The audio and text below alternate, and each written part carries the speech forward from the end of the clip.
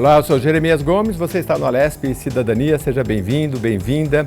Olha, numa era em que cada centavo conta, não é? Quem garante que aquele pacote de arroz realmente tem, por exemplo, 5 quilos, como diz a embalagem? Ou o combustível que abastece o seu carro, será que ele está sendo medido corretamente? Aqui em São Paulo, uma autarquia realiza mais de 35 mil operações de fiscalização por ano para proteger os seus direitos como consumidor. E hoje você vai conhecer o trabalho do Instituto de Pesos e Medidas de São Paulo, o IPEM-SP, e como é que ele atua para garantir relações de consumo mais justas e mais transparentes. Vamos descobrir quais são as operações mais recentes do órgão, como a nova cartilha de orientação para supermercados, que está aí transformando o setor. E o que você, como consumidor, precisa saber para identificar produtos em conformidade com as normas técnicas. Nosso convidado é o superintendente do IPEM São Paulo, Marcos Heleno Gerson. Já está aqui com a gente. Muito obrigado por ter aceitado o nosso convite. Obrigado, Jeremias. É sempre um prazer poder conversar aqui na TV Alesp e falar um pouquinho, né, do que o IPEM faz aqui no estado de São Paulo. Pois é, o IPEM, né? A gente conversava um pouquinho antes, porque a gente tem o Inmetro, né, o IPEM, mas qual é que a função exata do IPEM, que a gente já fez um pouquinho, falou na abertura, e a quem ele está subordinado aqui, vamos começar com isso, por favor. Tá. O IPEM, como foi dito, é uma autarquia estadual, então ele é do governo do estado de São Paulo. Correto. Tá? O Inmetro, ele é o órgão regulamentador na área de segurança de produtos, de instrumentos de medição, né? É um papel dele como instrumento metrológico. Só que ele não tem condições, a partir do Rio de Janeiro e de Brasília, onde fica a sede, de levar esses regulamentos, fazer isso funcionar no Brasil todo. Então, historicamente, o Inmetro faz uma delegação aos órgãos estaduais, que são congêneres, para que eles façam algumas atividades em nome do próprio Inmetro. Então, respondendo, o IPEM ele é um órgão independente, né, do governo do estado, independente em relação ao Inmetro, mas ele trabalha muito junto do Inmetro num grande sistema, que é o sistema que a gente chama de Sistema de Infraestrutura da Qualidade. Então, interessante que, ô Marcos, que a gente estava conversando antes, assim, tem aquele tipo de consumidor que é muito minucioso, né? Ele quer saber a medida, ele quer saber se o peso está certo, e tem aquele que não é tanto, né? E para esses, o IPEM é que nos socorre, porque eles que fazem toda essa fiscalização. Mas o universo, eu queria que você falasse um pouco desse universo, porque a gente, quando vê na mídia, é um brinquedo que estava fora, né? É o posto de gasolina, é material escolar, mas é muito mais que isso, né? O universo de trabalho do IPEM, né? A gente costuma dizer que do alfinete ao foguete, o IPEM está de alguma forma na nossa vida. Se a gente parar para pensar, né, quando nasce o bebezinho, a primeira coisa que faz é o quê? Pesar na balança para saber qual é o peso dele. E medir, né? Isso, e medir a altura. É verdade. Tanto a balança de pesagem, instrumentos de medição, eles são aferidos constantemente pelo IPEM para garantir que aquela medida está correta. Então, a mãe orgulhosa que fala, meu filho nasceu com 2 quilos 477 gramas. Olha, o IPEM que está garantindo essa medida para você. Muito e a partir daí você tem um leque, né? Que eu dividiria em 3 grandes campos, tá? O primeiro são os instrumentos de medida, como eu citei, o caso da balança. O segundo é o que a gente chama de pré-medidos. Então, é o saco de arroz que você falou na abertura, né? O arroz tem 5 quilos. Olha, o consumidor não viu quando pesou esse arroz lá na fábrica. Como é que ele vai saber que realmente tem 5 quilos se não estão botando uma medida enganosa na embalagem? Então, o IPEM tem esse papel de pegar aquele saco de arroz e ver se tem 5 quilos mesmo. E, por último, a segurança dos produtos. Então, tem produtos que são regulamentados pelo Inmetro, né? O brinquedo é um. Então, o brinquedo ele passa por uma série de testes de laboratório para garantir que ele não vai trazer nenhum risco para a criança, para a família. Então, o IPEM, por delegação do Inmetro, ele faz a fiscalização no mercado para ver se está tudo certinho. Você sabe que eu fiz Senai, eu fiz mecânica geral, né? E aí a gente aprendeu lá que o sistema métrico nosso é o de milímetros, e a gente, isso é universal. Não, nos Estados Unidos é a tal da polegada, né? Isso atrapalha um pouco, porque os Estados Unidos também, hoje não é tão um grande produtor, né? Acho que a China é milímetro também. O que acontece, né? Há 150 anos atrás, tá? 20 de maio de 1875, lá na França, acho que 16 ou 18 países se reuniram e fizeram o que se chamou de Convenção do Metro. É o que deu origem ao sistema internacional. O Brasil foi um desses signatários. Numa visão do imperador Dom Pedro II, que tinha uma cabeça muito científica, né, tinha bom assessoramento, o Brasil esteve presente e foi um dos fundadores da Convenção do Metro. Essa convenção é tão importante que esse arranjo foi o embrião até da formação da ONU depois. Nossa. Naquela época não existia a ONU, não existia a Liga das Nações, mas quando os países se reuniram e fizeram uma entidade supranacional para tratar de um assunto que eles entendiam que era o futuro do comércio, né? Se você não padronizasse as unidades de medida, você não teria como fomentar o comércio internacional. A partir desse momento, deu um exemplo até para o mundo de como se organizar nessas entidades. Então, existe um sistema internacional. O sistema internacional, que tem 7 medidas, uma delas é o metro. Então, tudo bem, os Estados Unidos pode usar a léguas, pode usar milhas, pode usar o que for, mas o padrão mundial é o metro. Então, ele calibra os instrumentos dele a partir do metro. Depois, ele faz uma conversão para trabalhar com outra unidade. Mas o parafuso que a gente vem aqui tem... geralmente, o pessoal fala, o cano, 3/4. Isso é polegada, né? Polegada. Esse é um caso curioso da história, né? O sistema internacional é o quilo, né? E foi definido. E no início do século XIX, início da República, começaram os primeiros regulamentos padronizando as unidades de medida no Brasil, e uma delas era o quilo. Só que o comprimento era o metro. E o mercado, logicamente, reagiu. Não, a gente usa polegadas. Eu vou usar polegadas, não sei o quê. E, inclusive, os padrões de quilo começaram um movimento de quebra-quilos. Eles quebravam os padrões para não serem medidos. Então, levou um tempo até se começar a aceitar que o padrão de medidas fosse o milímetro. Mas, popularmente, você leva tempo para mudar uma cultura, né? Eu lembro quando eu estava no Instituto Militar de Engenharia, como aluno de engenharia, a gente calculava tudo em milímetro, de acordo com o sistema internacional, mas depois a gente convertia para polegadas, porque no comércio você encontrava o que a gente falava fio de meia, quer dizer, o aço de meia polegada. Né? E hoje que a gente já chama de 8 milímetros, de 10, mas essas coisas ficam mais pela tradição. Pela tradição. Mas, tecnicamente, tudo isso está sendo aferido e medido na unidade do sistema internacional, porque essa é a rastreabilidade. Mas hoje o mundo inteiro usa, por exemplo, milímetro e só os Estados Unidos usa polegada? Não, a Inglaterra usa o sistema com polegadas, vários países que foram colonizados pela Inglaterra na época usam. A China, eu não tenho certeza qual usa. O país pode usar o sistema que ele quiser, mas a rastreabilidade vai ser no sistema internacional. Em algum momento, ele vai trabalhar isso para chegar num padrão único. Tá? Por que isso é importante? Para que a indústria possa funcionar ao longo de uma cadeia no mundo inteiro. Então, vamos pegar o exemplo da Embraer, né? Um orgulho para o Brasil, essa grande empresa de aviação. Nós importamos equipamentos para a Embraer do mundo inteiro, né? Então, tem fábricas que estão lá em países do Sudeste Asiático, só que quando chega esse equipamento aqui, ele tem que encaixar direitinho onde ele tem que encaixar. Não pode ter uma pessoa com um martelinho batendo ali para a peça encaixar dentro do avião. E ele encaixa. E por que ele encaixa? Porque o metro que está lá na Tailândia é o mesmo metro que está no Brasil. E quem garante isso? São os institutos meteorológicos. Então, no caso do Brasil é o Inmetro, na Tailândia tem um instituto lá, na Alemanha tem outro, mas eles garantem que nesse Instituto Nacional a medida digamos assim, é o mesmo. E a partir daí a indústria do país rastreia no Instituto Nacional. Mas se, por exemplo, montadoras do Brasil que montam carro, a gente tem mais montadora que fabricante mesmo, né? Então vem o motor da Alemanha, vem uma outra peça dos Estados Unidos, outro da China, aí chega aqui e monta tudo. Aí o que vem um pouco em polegada, vem um pouco em milímetro aqui, mas dá certo, no final dá certo. Dá certo porque os instrumentos de medida, eles são calibrados. A gente não fala assim de calibração, o que é calibração? Então, o IPEM de São Paulo, por exemplo, nós temos laboratórios que são acreditados para fazer calibração. Então, você pode levar o seu instrumento que você usa na indústria para fazer as medições, dar o IPEM, calibrar. Quando ele calibrar no IPEM, o IPEM está calibrado no Inmetro e o Inmetro está no sistema internacional. Aí ele garantiu toda uma rastreabilidade que o método que ele está usando na indústria é o mesmo que está usando na Alemanha.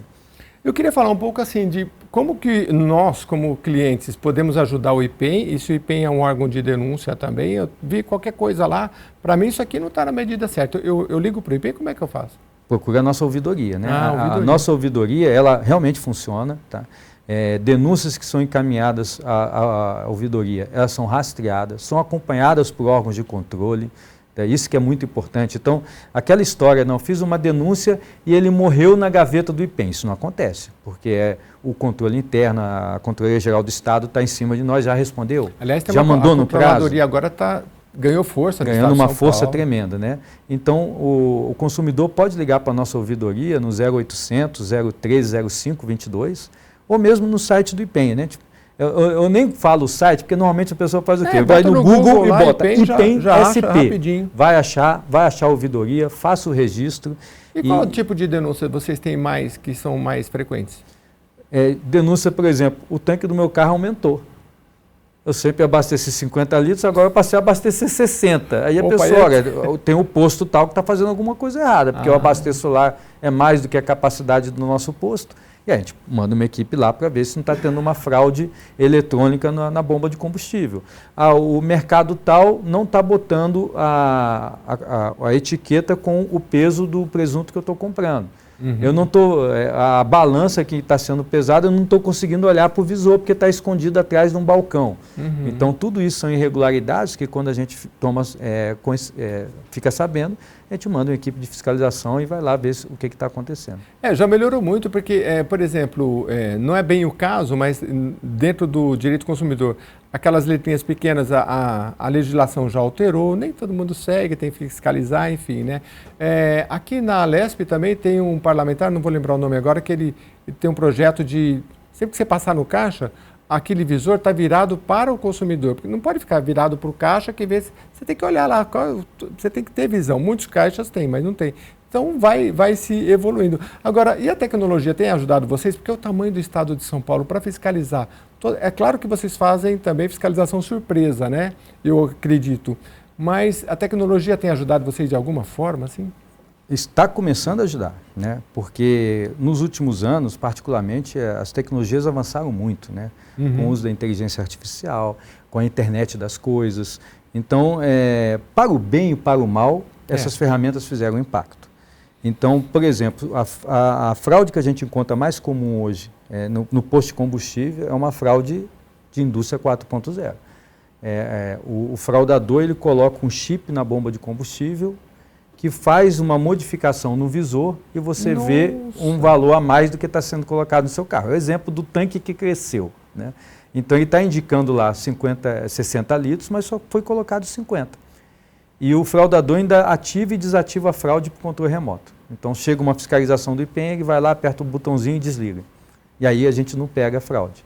Não deveria pegar. Olha o nível de sofisticação, né? Só que o IPEM de São Paulo, numa parceria com o Instituto Combustível Legal, o ICL, há alguns anos montou um laboratório para esse tipo de fraude, né? Que hoje já evoluiu para ser o nosso laboratório 4.0, que ele consegue pegar essas placas, analisar, descobrir a fraude, ativar, desativar, fazer laudos. E nós temos pego muitas bombas no estado de São Paulo, feito laudo, lacrado bomba e no final tem posto que está perdendo o CNPJ, perdendo a sua licença por esse tipo de fraude. Mesmo que se ele for uma rede, ele perde a licença da rede. Se ele tiver 20, 30, 100 postos... Não, ele perde aquele posto. Perde aquele posto que foi fiscalizado. E quem caça é a Secretaria da Fazenda. Então, é uma lei estadual de São Paulo, isso não tem no Brasil inteiro, mas em São Paulo tem essa lei estadual que prevê o cancelamento do CNPJ no caso de configurar essa fraude metrológica. E no caso da gasolina, porque isso é para todo mundo, né? E combustível de uma forma geral, tem alguns indicativos que aquele posto está adulterando? Então... aí é bom a gente entender as responsabilidades, né? O regulamentador da qualidade do combustível é a Agência Nacional de Petróleo, a ANP. Certo. Então ela faz as fiscalizações para ver se esse combustível não foi adulterado. No quantitativo, né, pesos e medidas, aí o Inmetro age em nome da ANP para isso. Uhum. E aí entra o papel dos IPEMs. Então a gente verifica se não está tendo essa fraude na quantidade. Uhum. E na questão da propaganda, dos preços, descontos falsos, aí entra o PROCON. Uhum. Então aqui em São Paulo a gente tem um exemplo bem interessante de operação integrada de todos esses órgãos na fiscalização dos postos de gasolina, que é a Operação Óleo de Lince, que começou na época desde o Dr. Geraldo Alckmin como governador do estado, né? Uhum. E inclusive ele chegou a acompanhar pessoalmente operações desse tipo. Então a gente faz essas operações ao longo do tempo e E de forma integrada a gente consegue pegar muita fraude. Eu fico pensando, tanta coisa que vem da China, aí o IPEM atua também? O IPEM ele tem esse papel, principalmente trazer segurança para o mercado. Tá? O PROCON, por exemplo, ele é um órgão de defesa de consumidor por natureza. A finalidade dele é defender o consumidor. A finalidade do IPEM é trazer confiança no mercado. Quando você traz confiança para o mercado, você defende o consumidor, porque ele não está sendo enganado. Né? Por isso que passa muito a questão da informação. Se o anunciante, né, se a empresa está dizendo que aquele saco de arroz tem 1 quilo, a gente está trazendo confiança para o consumidor que tem 1 quilo realmente, que não tem 950 gramas, que não tem 900 gramas. E com isso, a gente fazendo um mercado mais confiável, tanto a boa empresa que faz a coisa certa, que esse é um ponto importante, né? O consumidor é beneficiado, mas a empresa também. Porque quem está fazendo certo não pode estar competindo com quem está fraudando. Claro. Mas hoje vocês não têm uma certa dificuldade, por exemplo, a gente compra no site, o negócio sai lá da China, não sei se a China é fantástico, né? Eles têm eu estava lendo que eles têm, numa cidadezinha lá na ponta, eles têm uma ferrovia que sai, corta a China inteira, muda até a bitola do trem e para lá em Londres. É um negócio fantástico. Então essas coisas chegam para a gente, você compra no site, está chegando na sua casa rapidinho. Como é que o IPEM fiscaliza aquela blusinha, aquele brinquedo que está chegando? Um primeiro ponto importante é que, independente de onde está fabricado, seja no Brasil, seja no exterior, a regra é a mesma. Tá? Então, um importador, vamos começar com o importador. O importador, quando traz um brinquedo para o Brasil, ele tem que certificar o brinquedo pela mesma regra que um fabricante brasileiro. Mesma coisa para veículo e assim por diante. Tá? Então, o importador tem que fazer. Mas eu estou comprando direto de uma fábrica, né, lá na China, de uma empresa chinesa, ou qualquer outro país, né, através de um marketplace. O marketplace também tem que cumprir a mesma regra. Ele tem que saber que esse produto é certificado e que tem que ter no anúncio a certificação do produto. Se não tiver certificação, aí você tem um produto pirata. Ele está pirata, ele não poderia estar sendo vendido. Então, qualquer brinquedo, tudo tem que ter lá o certificado do Inmetro. Tem que ter a gente vê, o Inmetro, exatamente. Isso é uma segurança, principalmente para a criança, né? Produtos que podem soltar algum tipo de alérgico, tem uma série de coisas que o Inmetro olha, né? Exatamente. E esse é um sistema internacional, isso que é mais curioso, as pessoas não percebem normalmente, que tudo isso tem uma rastreabilidade através de um sistema que a gente chama de acreditação, que o certificador lá no exterior é reconhecido no Brasil e vice-versa, através de acordos. Eu tive na Coreia do Sul em 2022 e entrei num veículo e eu vi que no vidro estava o I do Inmetro. Eu perguntei, mas aqui na Coreia está o I do Inmetro? Porque a maior parte das vendas é para o Brasil, então não faz sentido certificar 2 vezes. Então a gente certifica tudo pelo Inmetro segundo a regra do Inmetro, para vender para o Brasil e vende aqui dentro também. Então, não vou fazer 2 vidros, um com I do Inmetro e um com um outro símbolo qualquer. O símbolo do Inmetro é reconhecido internacionalmente. Então, você mesmo no exterior vai encontrar. Quando eu era bem criança, agora eu vou revelar a idade, a gente vinha saquinho de leite e vinha uma barra. Naquele tempo não tinha código de barra. E aí vinha certificado, se eu não me engano, era primeiro. Eu falei, mas como é que ele certifica? Se o negócio está fechado, né? Mas não é assim que funciona, né? Há uma certificação padrão e uma fiscalização. Olha, tudo que está vindo dessa empresa está sendo certificado. A partir de algum momento que ela, dentro das fiscalizações, ela deixar de seguir aquela regra, aí tem as punições. Aliás, queria que o senhor falasse um pouquinho das punições. Que tipo, o IPEM, ele pode aplicar multa, ele tem essa... Pode e aplica, né? Então, dentro desses regulamentos obrigatórios, que são obrigados a cumprir, a gente identificando uma irregularidade, aí tem toda a gradação, né? Notificação, multa, direito de defesa, etc. E um ponto interessante é que, às vezes, as próprias empresas não sabem disso, e é bom que elas tenham consciência. No caso da micro e pequena empresa, se não for uma questão de fraude, né, grave, ela tem direito a uma segunda visita. Significa o quê? Que o IPEM tem a obrigação de informar para ela onde ela está errando, e fazer uma nova visita 1 mês depois, algum tempo depois, para ver se ela corrigiu a falha que foi encontrada. É um direito da micro e da pequena empresa estabelecido em lei.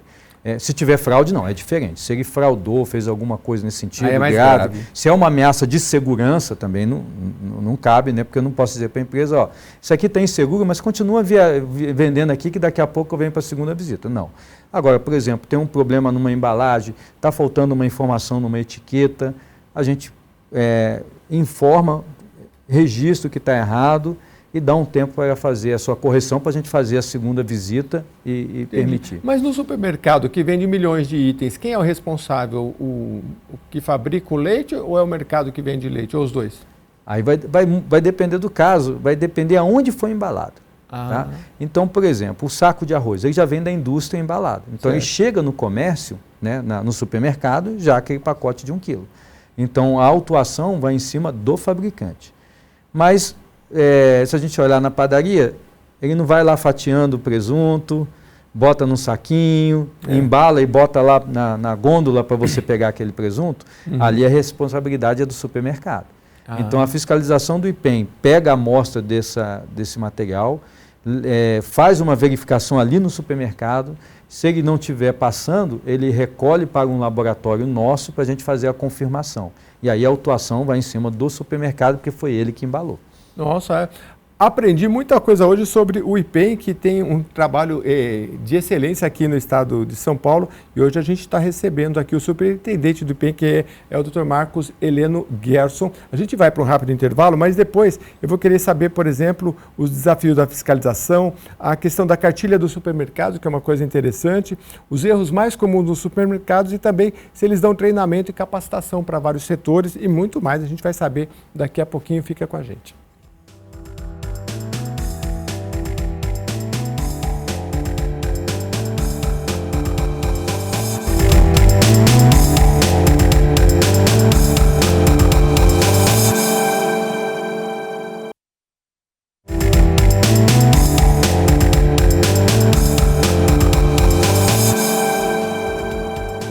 Estamos de volta aqui no Alesp Cidadania, conversando sobre o IPEM São Paulo. Se você, como eu abri o primeiro bloco, vai no mercado e vê que algum determinado pacote tem um peso, isso tem o IPEM por trás. E como bem lembrado aqui, desde o nosso nascimento, quando pesa um bebê e mede um bebê, tem lá o trabalho do IPEM. São tantas coisas que a gente não sabe, que tem muita gente trabalhando, muita ciência por trás. Então aqui na Alesp você sempre sabe dessas curiosidades e também coisas importantes como fazer denúncia e tudo mais, conhecer esses órgãos, porque faz parte aí do nosso dia a dia e do direito do consumidor também. Eu vou voltar aqui com o superintendente do IPEM, que é o Marcos Heleno Gerson. Ô Marcos, eu estava lembrando aqui, você falando no primeiro bloco, né, a questão da polegada, do milímetro. As primeiras medidas, elas partiram a partir do nosso corpo também. É engraçado isso, né? E curioso, né? É o que a gente estava comentando, né? A gente parece esquisito essas unidades na Inglaterra, nos Estados Unidos, polegada, pés, não sei o quê. Mas são as medidas do corpo humano. Você não tinha instrumentos de medição na época que eles estavam desenvolvendo o início da Revolução Industrial e tal. Então você acostumava a medir a janela usando a polegada, usando o pé, usando o braço, né? E visualizava já, né? O pedreiro hoje, você fala, um cano de 3/4, ele já sabe até o tamanho, meia polegada. Exatamente. Até hoje ficou pra gente, né? Ainda se usa, né? Mas a gente usa a questão dos milímetros, né? Agora, dentro do IPEM, a gente tem a metrologia, né? Eu, quando trabalhei com mecânica, a gente tinha uma sala toda climatizada, né? Foi aí que eu aprendi que 24 graus, que era o que se mantinha naquela época, não sei se era o ideal para manter os instrumentos que aferiram numa temperatura que ele não se alterasse, né? Tem uma ciência por causa disso, né? Tem, porque o calor, né, ele dilata e no frio contrai, então temperaturas extremas, elas vão alterando as propriedades do material. Por isso a importância da calibração constante, né? Porque com o tempo e sofrendo essas pequenas deformações, você tem que trazer isso para um laboratório de calibração, o IPEM tem alguns, e aí você fazendo a calibração, você restitui para a precisão original e continua usando esse equipamento aí durante mais algum tempo. Pois é. Nos estúdios que a gente está gravando aqui, tem um ar-condicionado gostoso aqui, mas é também por causa dos equipamentos, das câmeras, né? Porque elas também não podem se sujeitar a um calor muito extremo, enfim. Agora, uma coisa interessante também que a gente falava, os chamados tacógrafos, né? A gente ouve e fala, é tacógrafo, é isso? Isso, cronotacógrafo. Crono de tempo e tacógrafo de medição. Pois é. Mas popularmente, tacógrafo. Tacógrafo, que eles têm nos ônibus e nos caminhões. E a gente tem, infelizmente, muitas notícias aí de acidentes. A gente está gravando isso aqui no final de fevereiro. Tivemos recentemente aí uma notícia de acidente nessa madrugada. Aí o tacógrafo tem um papel especial, né, Marcos? Exatamente. E aí eu trago até um exemplo real. Teve um acidente recente que quando foi feita a perícia técnica das informações do cronotacógrafo, que ele é como se fosse a caixa preta, e está registrando tudo, tá? Isso é bom a gente explicar para os próprios motoristas se policiarem, porque eles podem um dia ser penalizados e vão se defender também com base nessas informações. E nesse acidente verificou-se que o veículo estava fazendo uma curva a 97 km por hora, às 3 horas da manhã, quando descarregou. E que o motorista estava dirigindo a não sei quantas horas sem descanso. Tudo está lá registrado? Está tudo lá registrado. E que aí começou a se observar, naquele dia, por mais de 50 vezes, ele passou de 90 km por hora. Né? Então aí já tem uma prova que... Já tem uma prova... E é meio que incontestado isso, né? Porque está registrado. Não, é uma prova técnica. E o contrário também vale. Então, na hora de um acidente, você puxando e você vê que o veículo não estava acima da velocidade, que o motorista estava em condições normais, tinha tido descanso e tal, então você consegue provar que ele, a princípio, não teve a culpa, né? Então, ele pode tanto defender quanto ajudar. Agora, o principal é inibir que os motoristas não só dirijam de forma imprudente, como também eles respeitem os períodos de descanso. Inclusive, a própria regulamentação do cronotacógrafo começou por uma pressão do Ministério Público do Trabalho, preocupado com o tempo no volante dos motoristas. E aí o corpo não adianta, você pode tomar alguma substância que vai te manter alerta por um tempo, mas depois aquilo vai ser cobrado, e aí vai te fazer, e a longo prazo então, que vai fazer com que o seu corpo não compensa usar esse tipo de subterfúgio, não. Agora, engraçado, você falou a caixa preta, nos aviões também é o Inmetro que vê essa caixa preta, porque tem caído tanto avião aí por aí. No caso da aviação, aí você tem a Agência Nacional de Aviação Civil, que é o regulamentador, que é quem tem os órgãos competentes para fazer a perícia, né, e a aeronáutica que faz esse papel, na caixa preta para ver as causas do acidente do avião. Interessante. Pois é, a gente falou aqui da questão dos tacógrafos. Radares, por exemplo, é o IPEM também, não? O IPEM, ele garante a medida do radar. Ah, é? Né? Então, é da regulamentação do Conselho Nacional do Trânsito. Você tem como regulamentador a Secretaria Nacional de Trânsito, mas ela bota no regulamento dela que esses radares têm que estar aferidos pelo IPEM, para garantir que está medindo corretamente. E, novamente, eu falo, isso vale tanto a favor quanto contra o motorista. Então, da mesmo jeito que ele pega o motorista que está passando a velocidade, ele garante que ele não vai ser multado se ele não estiver passando. O que a gente quer garantir é o seguinte, aquela medida que está lá é uma medida que você pode confiar. Tem muita gente que entrava na justiça e até ganhava. Olha, esse tacógrafo, esse radar não foi inspecionado pelo Inmetro, então quem é que garante que... e a justiça tinha que dar, porque muitas vezes, porque... tem que ser inspecionado, né? Isso. E saber que aquele está medindo exatamente. Agora, eu queria falar um pouquinho da cartilha. Tem uma cartilha, ela é recente, essa do supermercado? Bem recente e é um projeto bem interessante, porque o governo tem procurado muito que os órgãos de fiscalização trabalhem também em educação. Tá? Não fique só na fiscalização. Que ele ensine, oriente, mostre o caminho. Eu costumo dizer que a gente não diz o que vai cair na prova, a gente dá a cola. A cola é essa, faz isso que você vai passar de ano. E aí nós procuramos parcerias para que isso chegue lá na ponta, né, principalmente a preocupação minha da micro e pequena empresa, que elas tenham a informação.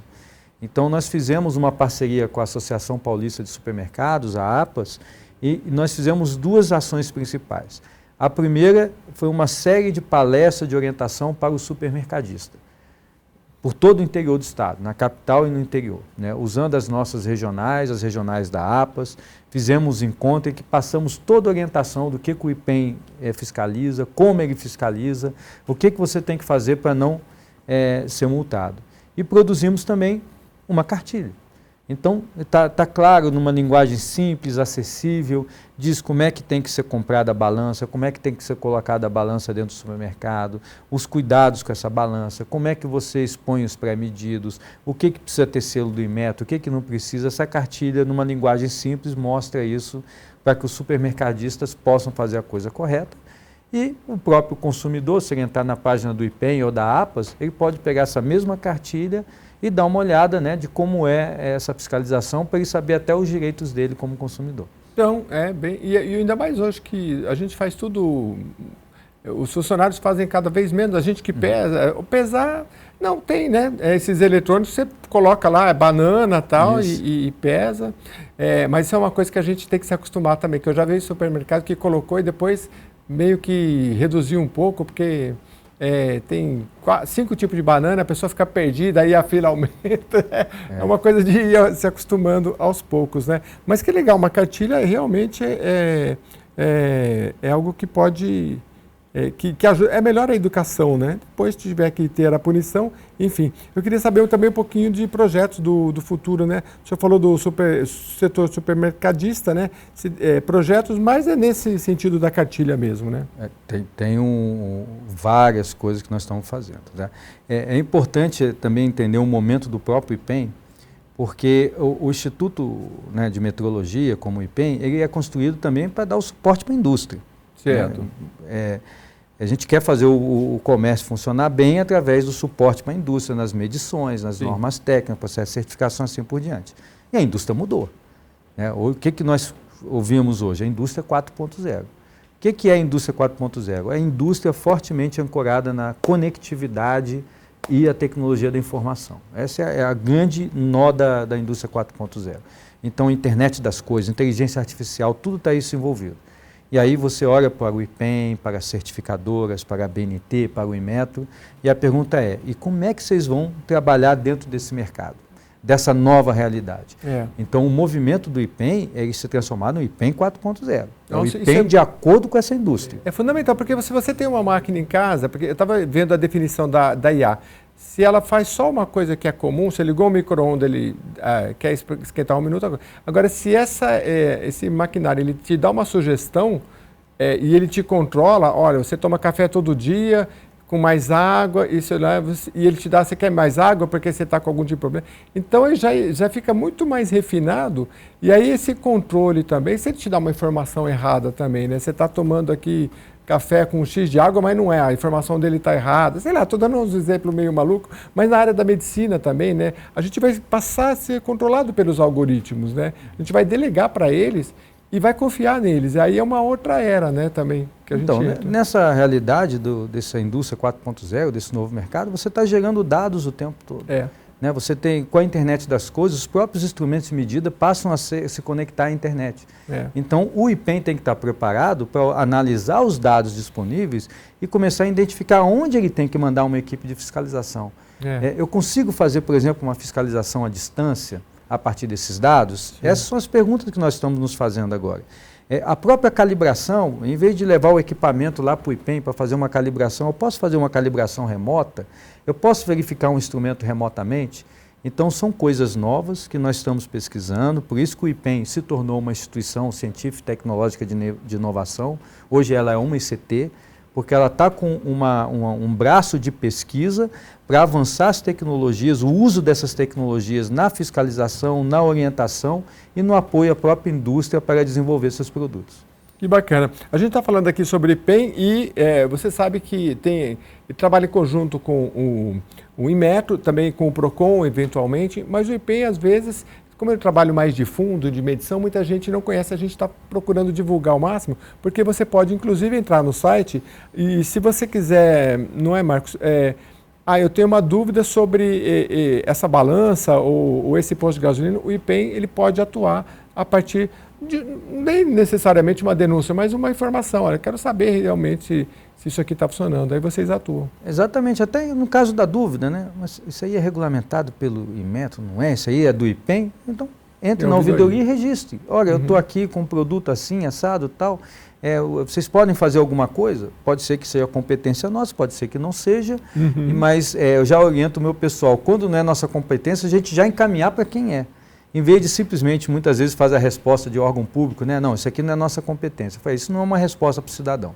A resposta para o cidadão é, olha, essa aqui é uma competência do PROCON, já encaminhei essa questão para o PROCON, está aqui o registro para você poder acompanhar e você pode se ligar agora diretamente ao PROCON para ter uma resposta. Então, acho que essa que tem que ser um tratamento do órgão público com o nosso cidadão, né? Entendi. E além, levar informação para ele. Informação, ainda mais hoje que a gente vive no mundo da informação, por que não? E tudo mais rápido e pela internet. Agora eu queria saber como é que vocês atuam, seus braços são delegacias regionais, tem laboratórios espalhados pelo estado? Como funciona?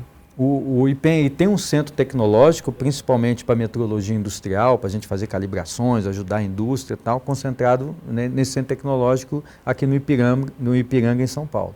Tá. Nós temos 18 regionais, né, 4 na capital, 14 espalhadas pelo interior, e alguma dessas regionais tem laboratório de pré-medidos, para verificar essa questão dos pesos e das medidas dos produtos que estão nos mercados, né?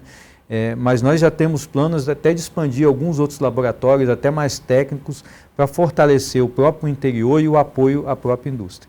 Muito legal.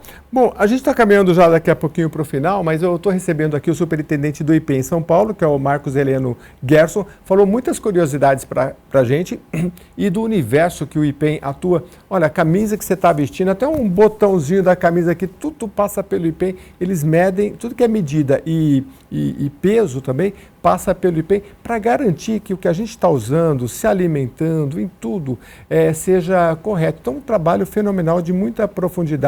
E eu também tive uma curiosidade de conversar aqui com o Marcos, que a sua formação é engenharia de infraestrutura. Engenharia de fortificação e construção. O que é fortificação? É bem específica, né? Tem uma coisa histórica, porque é o primeiro curso de engenharia no Brasil. Então, a engenharia nasce no Brasil quando a Real Academia de Fortificação e Desenho, no Rio de Janeiro, cria o curso de engenharia de fortificação e construção para trabalhar nos fortes, né, para construir os fortes, fazer a infraestrutura desses fortes. Você fala fortes de guerra, de combate? Isso, nós estamos aí falando do século XVIII, 1700 e alguma coisa, quando começa a aparecer a engenharia como ciência no mundo todo. O Brasil, a Real Academia é quinta ou sexta faculdade de engenharia do mundo. Então, o Brasil estava bem avançado nessa época. E fica essa denominação histórica. Na verdade, o curso hoje, ele ainda tem esse nome, né? Por curiosidade, é o curso que o nosso governador fez, o governador Tarcísio fez o mesmo curso. Então você me falava disso, é verdade. Né? O nosso diploma vem como engenheiro de fortificação e construção, mas na verdade nós somos engenheiro civil. Entendi. Então é a mesma regulamentação do CREA, as mesmas competências, e se você olhar na regulamentação do CREA, vai estar um artigo que vai estar dizendo o seguinte: o engenheiro civil ou de fortificação e construção pode fazer isso, aquilo, outro. Mas o IME manteve, o Instituto Militar de Engenharia, né, o ITA do Exército, ele manteve essa denominação histórica que foi a origem de todas as engenharias. Inclusive a engenharia civil ela nasce para ser distinguida da engenharia de fortificação e construção, para não confundir com a engenharia militar. Que legal, né? E que deve ter passado por um processo de evolução extraordinário, né? Desde que foi criado, né? Porque as tecnologias, tudo, né? Mudou muito, né? Como é que você foi parar nessa área, assim? Você gostava já da engenharia? Gostava da engenharia, eu sou um militar de carreira, né? Fiz academia militar, no curso de engenharia da AMAN, que aí é o curso de combatente, e fui trabalhar na Amazônia abrindo estradas, trabalhando em obras. E aí eu gostei dessa área e fiz o concurso para o Instituto Militar de Engenharia, fiz o instituto e passei a ser do quadro técnico do Exército, o quadro de engenheiros militares, né? Mesmo caminho que o governador fez 2 anos depois. Então a gente se esbarrou algumas vezes dentro do Exército, e vocês porque trabalhava na mesma área. Acabaram indo para o Haiti, tanto o senhor quanto o governador, nessa missão no Haiti, que terminou alguns anos aí, isso, né? É uma missão de estabilização, né? Uma missão de paz da ONU, em que havia uma companhia de engenharia do Exército Brasileiro que fazia ligação em estradas, principalmente que dava muito retorno para a gente, era o poço de água, porque faltava água no Haiti, então a gente fazia a perfuração, fazia um poço e conseguia atender a população. Aí o conhecimento da engenharia de fortificação... Exatamente. Aí o governador foi no 2º contingente e eu fui no 8º. Então fui 3 anos depois do nosso governador. Como é que foi essa experiência? Exatamente na mesma função. Foi uma experiência... Ficou quanto tempo? Eu fiquei 8 meses. 8 meses, uma experiência interessante, né? É muito interessante. De muito sofrimento, né? Isso. De muito problema, mas também do Brasil poder ter ajudado. Né? Poder ajudar. E a gente percebe como o Brasil é querido. né? Porque uma dificuldade de outras tropas que já passaram por lá é a falta de empatia com o povo. E para o brasileiro isso é nato.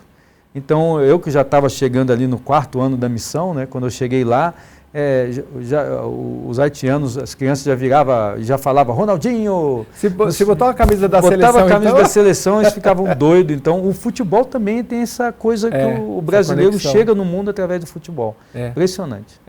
Tanto que o pessoal, quando quer ser benquisto, né, já bota logo uma camisa da seleção, porque é um reconhecimento internacional. Mas é uma experiência muito interessante, mas hoje acho que o IPEM está de parabéns de ter o senhor à frente. Com tanta experiência, né, o senhor passou pelo Inmetro, até pelo MEC em Brasília, né, o Ministério da Educação, e agora atuando aqui já há um tempinho já, né?